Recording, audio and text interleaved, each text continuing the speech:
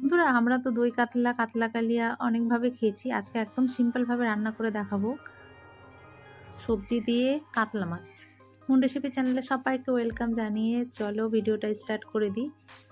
তো এখানে লবণ হলুদ মাখিয়ে দেখো আমি মাছগুলো ভেজে নিচ্ছি। কড়াটা ভালো করে গরম করেছি। আর এখানে কিছু সবজি নিয়েছি, সজনে, মিষ্টি কুমড়ো আর আলু। এবার মাছগুলো কড়াইতে দিয়ে ভালো করে ভেজে নেব। আর একটা মশলা তৈরি করে নেব। 2টো টমেটো, পরিমাণ মতো লঙ্কা আর দিয়েছি পরিমাণ মতো আদা, অর্ধেক চামচ জিরে আর দিয়েছিলাম অল্প একটু ক্যাপসিকাম, থাকলে দেবে নইলে দেবে না। আর এইদিকে মাছগুলো আমি ভাজতে স্টার্ট করে দিয়েছি।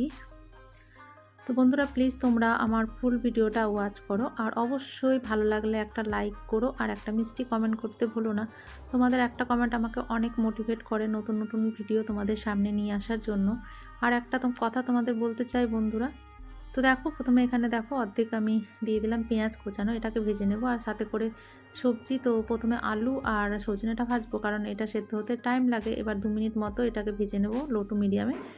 তো যেটা করে বলছিলাম বন্ধুরা প্লিজ তোমরা তো একটা মিষ্টি কমেন্ট করবে, কিন্তু সেই কমেন্টসে তো মানে পাশে থাকলাম বা বন্ধু হলাম, তুমিও এসো, এরকম কিছু কমেন্ট করবে না, কারণ এতে করে তোমারও চ্যানেলের ক্ষতি হবে আর আমারও চ্যানেলের ক্ষতি হবে। বন্ধুরা তোমরা প্লিজ কিছু মনে করো না, আমার মেসেজ বক্সে এভাবে মেসেজ করলে প্লিজ আমি তোমাদের ব্যাগ দিতে পারবো না। তার থেকে হয় তোমরা আমার কমিউনিটিতে এসে মেসেজ করো, অবশ্যই তোমাদের পাশে আমি থাকবো, তোমাদের সাপোর্ট করব। আর প্লিজ তোমরাও আমাকে সাপোর্ট করো, কারণ একে অপরের সাপোর্ট ছাড়া আমরা কখনোই এগিয়ে যেতে পারবো না। আর প্লিজ তোমরা আমার ফুল ভিডিওটা দেখো। আমিও যাদেরকে ভালোবাসি, আমার বন্ধু করেছি, তাদের আমি ফুল ভিডিও দেখি অবশ্যই। আমি চাই না যে ক্ষতি হোক। এইভাবে করলে মানে আমাদেরও ওয়াচিং কাউন্ট হবে না আর চ্যানেলেরও ক্ষতি হবে। তো অবশ্যই তোমাদের আমার সাপোর্ট চাইলে কমেন্টে এসে অবশ্যই একটা মেসেজ করো। তো দেখো এভাবে করে আমার রান্নাটা হয়ে গেল।